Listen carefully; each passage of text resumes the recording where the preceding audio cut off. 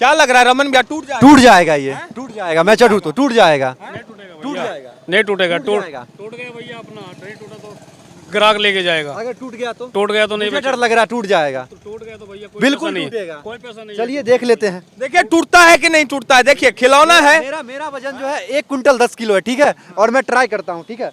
टूटेगा भी? नहीं भैया, टूटेगा तो जुर्माना तो नहीं लोगे? नहीं भैया, कोई जुर्माना तो नहीं लोगे? कोई जुर्माना नहीं, चलो, किसी के भी लिए देखते जुर्माना हैं। नहीं है भैया।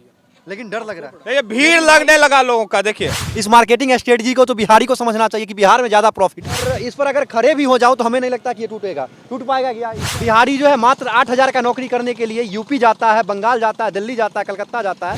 सिद्धू मूसेवाला का फोटो भी लगा हुआ है थार में। ये दिखाओ दिखाओ क्लोज करके। देखिए यहाँ, अगर हम ये काम करेंगे तो सुमन भाई कहेंगे अगर अरे रमन तो खिलौना बेच रहा है सड़क के साइड में बैठ के। अगर सुमन ही ये काम करेगा तो हम कहेंगे कि सुमन खिलौना बेच रहा है सड़क साइड में बैठ के। रोजगार की मारामारी जब बिहार में है तो रोजगार की मारामारी में कुछ लोग खिलौना बेचते हुए नजर आए। और हमारे साथ हमारे बड़े भाई रमन राही भी मौजूद है जो हमारे साथ ही ट्रैवल कर रहे थे। और हम लोग एक साथ ही ट्रैवल करते हुए, घूमते हुए, एडवेंचर करते हुए जो है आगे की तरफ बढ़ रहे थे। रमन भैया भी साथ में है।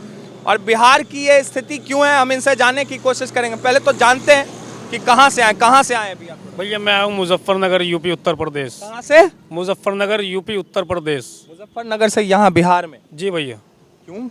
भैया काम के लिए से भैया। काम के लिए? जी भैया। वहाँ काम नहीं है? भैया काम तो वहाँ पे भी है, लेकिन जो प्रॉफिट यहाँ पे हो जाता है वहाँ पे नहीं होता। नहीं होता। वहाँ पे मैन्युफैक्चरिंग है। हाल है बाहर का रमन भैया। मतलब बिहार में इनको प्रॉफिट हो जाता है और वहाँ पर प्रॉफिट नहीं होता है। इस चीज को तो बिहारी को पहले समझना चाहिए ना। इस मार्केटिंग स्ट्रेटजी को तो बिहारी को समझना चाहिए कि बिहार में ज्यादा प्रॉफिट है। लेकिन इसको ये लोग समझे, हम लोग नहीं समझते हैं। अब जो बिहार के लोग बाहर की तरफ रुख करते हैं उनके लिए एक बहुत बड़ा संदेश है कि आप अपने बिहार में स्वरोजगार शुरू कर सकते हैं। बहरहाल ये कौन सा खिलौना है भैया ये इसको बोलते हैं भैया थार।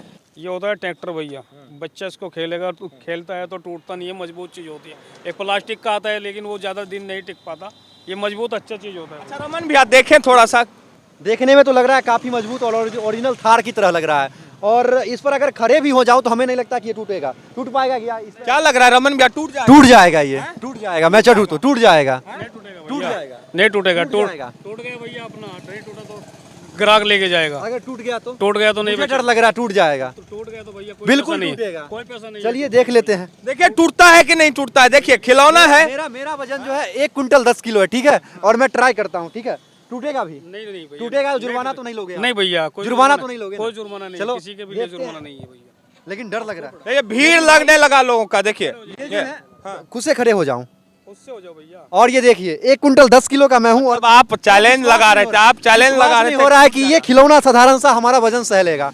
सह लिया। मतलब सह लिया कि देखिए तो ये पूरा दिख रहा है एकदम क्लियर। टूटा का बना हुआ है? ये भैया फाइबर का होता है बना हुआ। फाइबर का होता है। इतना मजबूती कैसे? मजबूती ऐसा होता है सर, ये पहले बच्चा जो प्लास्टिक का खिलौना लेता है ना तो बच्चा उसको जल्दी तोड़ देता है एक दिन में। ये अनबिलीवेबल है भाई साहब। जैसे मैं खड़ा हुआ हूँ मुझे लग रहा है टूट जाएगा आपका। वो नहीं टूटेगा। बच्चा इसको कैसे भी खेलेगा फकेलेगा, टूटने का नहीं है। टूटेगा ही नहीं। टूटेगा ही नहीं सही। अच्छा कितने का बेचते हो आप ये थार जो है आपका? कितने का बेचते हो? सर बताने को तो उसको हम 650 बताते हैं, लेकिन 500 रुपये तक तो दे देते हैं। मतलब 14 लाख का थार जो है ये मिल जाता है 550 रुपये में। मतलब ये कंपनी का प्रचार भी कर रहे हैं साथ में। प्रचार हो रहा है सर। अच्छा। और जो सिद्धू मूसेवाला जिसका इनक्वार्टर वो मार दिया गया था इसमें। मतलब सिद्धू मूसेवाला का नाम लेके आप थार बेचते हैं? हाँ भैया, सिद्धू मूसेवाला। अच्छा बच्चे को प्रेरित करते हो कि ले लो? हाँ, बच्चे को नहीं, बच्चे के पापा वो करते हैं। अच्छा बच्चे के पापा को प्रेरित बच्चे करते को हो। पापा। क्या बोलते हो आप? बच्चे पापा को बोलते हैं भैया बच्चे के लिए खिलौना अच्छा है ये, आप इसको लेके जाइए, बच्चा खेलेगा एक बात इसको। बताइए आप आए हैं कहाँ से? हम भैया रेगुलर तो रहने वाले यूपी के हैं, हाँ। मुजफ्फरनगर जिला, लेकिन कारोबार इधर पे आगे करते हैं। इधर पे बिहार में भी कर लेते हैं, एमपी, राजस्थान, जिधर पे भी।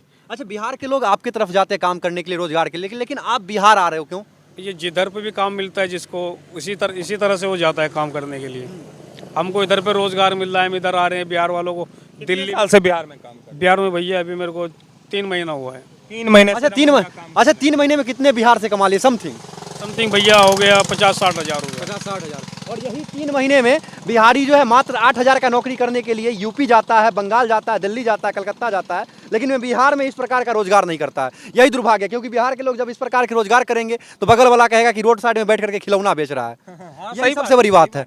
लेकिन जिस दिन थॉट बदल जाएगा ना, उस दिन बिहारी का जो रोजगार की समस्या है वो जड़ से खत्म हो जाएगी, क्योंकि बिहार में रोजगार धरा पड़ा। आज बताइए, ये आए हुए हैं यूपी से, मुजफ्फरनगर से, ये चाहते तो दिल्ली जा सकते थे, चाहते तो बेंगलोर जा सकते थे, लेकिन क्यों? कितना बड़ा बाजार। लेकिन बिहार क्यों आए? क्योंकि बिहार के लोग इधर से गुजरेंगे, उनके पास समय ज्यादा, रुक करके सामान खरीदेंगे।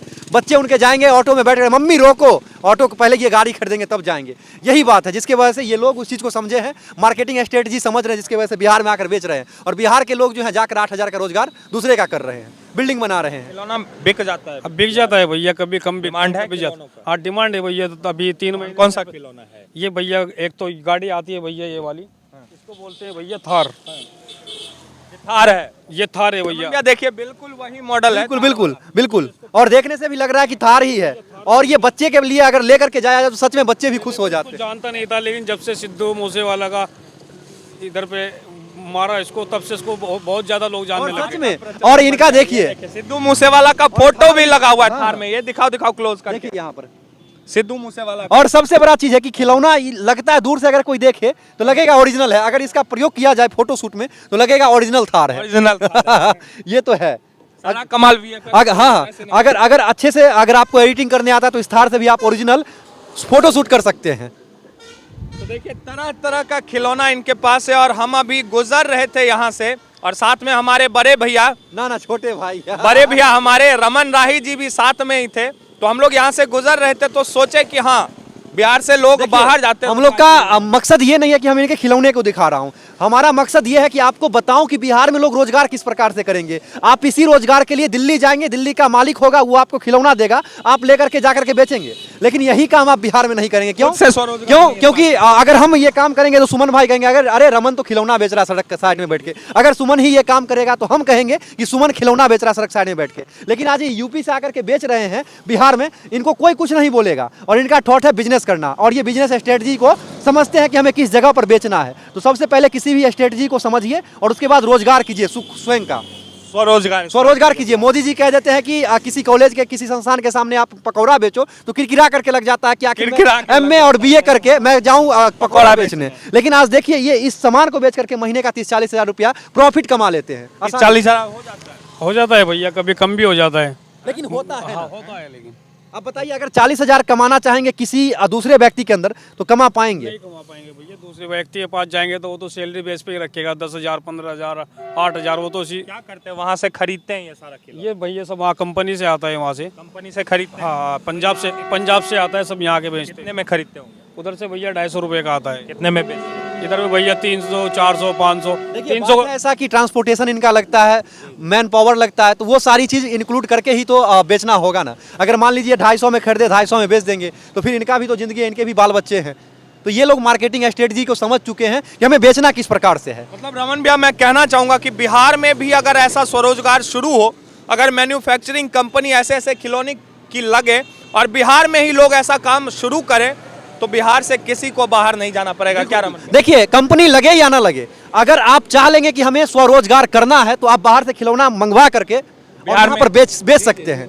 एक्सपोर्ट ट्रांसपोर्ट का जो काम है वो चालू कर सकते हैं, खिलौने का कल से मंगवा करके यहाँ पर बेच सकते हैं। तो बिहार को बदलने में अपनी योगदान दीजिए। बाहर जाने का जो प्रचलन बना हुआ है वो, हाँ, बाहर जाने का प्रचलन जो बना हुआ है उसको कम कीजिए। बिहार में रमन भैया भी कह रहे हैं कि ऐसे ऐसे लोगों से सीखिए बिहार में जो बाहर से आ रहे हैं और अपना स्वरोजगार कर रहे हैं। क्या सीखने की आवश्यकता? मान लीजिए, ये अगर किसी बिहार में आए, जैसे किसी होटल में काम ढूंढते हैं इनको 5,000 रुपया महीना मिलता, किसी कपड़ा दुकान में काम ढूंढते हैं इनको 8,000 रुपया महीना मिलता, उससे ज़्यादा तो नहीं कमाते। दिल्ली भी जाते तो उतना ही कमा पाते, 8 से 10,000, 20,000। लेकिन इनका स्वरोजगार है। अगर इनको इच्छा हो अभी यहाँ से उठा करके मैं बेगूसराय चला जाऊँ, वहाँ से उठा करके पटना की सड़क पर चला जाऊँ और वहाँ बेचूँ, इनको कोई नहीं रोक सकता, स्वतंत्र हैं। लेकिन बिहारी यही काम नहीं करेंगे, क्योंकि उनको जींस टी शर्ट जो है बाहर में 8,000 का नौकरी करके गांव में दिखाना है और गमछा दिखाना है। इसलिए स्वरोजगार कीजिए, सीखिए कि कैसे ये लोग बेचते हैं अपने बिहार में आकर के, और सीखने के बाद अपना रोजगार कीजिए। बगल वाला क्या कहता है सुनना भूल जाइए, तभी आप कुछ कर पाएंगे। सबसे अच्छी बात तो ये है, आदमी को बिजनेस जो करना चाहिए अपने घर पे ही रह के करना चाहिए। घर पे रहने के बावजूद आदमी काम करेगा तो अपनी फैमिली में रहेगा, किसी चीज़ की भी दिक्कत परेशानी नहीं होगी। आप बाहर जाओगे, कोई कुछ भी बोलेगा, आपको किसी का कुछ नहीं कर सकते आप। मेन चीज़ ये होती है। हम लोग भी आते हैं बाहर से, कोई भी कुछ ही बोल के जाएगा, हमको बर्दाश्त करना पड़ता है भैया। आप लोग प्रयास करते हैं आप लोग। करना पड़ता है भैया, क्या करेंगे। कोई गाली भी दे के जाएगा तो फिर भी सुनना पड़ता है। व्यापार है तो इसमें तो कोई गाली नहीं दे सकता, किसी की औकात नहीं कि आपको गाली दे दे। देते भी है भैया, खिलौना भी चोरी करके लेके जाते हैं, लेकिन क्या करें, छीन भी लेते छीन भी लेता है भैया हैं रास्तों में चलने रास्ते में चलने पे। लेकिन क्या स्थिति है? ये देखिए, ये जो है बेरोजगारी की वजह से हो रहा है। अब मान लीजिए हमारे बच्चे को ये ट्रैक्टर पसंद है, अब ये हमें कहेंगे 200 रुपये, साले मेरे पॉकेट में पड़ा हुआ है 50 रुपया, हम करेंगे क्या? देगा देगा कि नहीं देगा? तो आप बेचारे मजबूर हो जाएंगे, क्या करेंगे? यही होती है ना। यही होता है भैया। बिहार में ये सारी चीजें बदलने की आवश्यकता है और ये सब चीजें जिस दिन बिहार में बदल गई और आप लोग बदलेंगे, आपका समाज बदलेगा, आपका बच्चा बदलेगा। जिस दिन इंसान खुद बदल जाएगा उस दिन बिहार भी बदल जाएगा, हिंदुस्तान भी बदल जाएगा। हिंदुस्तान भी बदल जाएगा। जी भैया। चलिए, बहरहाल हमने आप तक इनकी कहानी पहुंचाने की कोशिश की और हमारे साथ मौजूद थे हमारे रमन राही भैया, साथ ही ये भैया जो खिलौना दिल्ली से आके बिहार में बेचते हैं वो मौजूद थे। बहुत बहुत धन्यवाद भैया।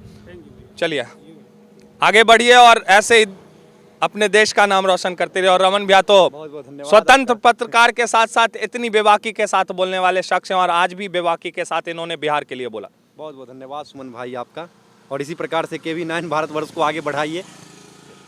चलिए, जय हिंद।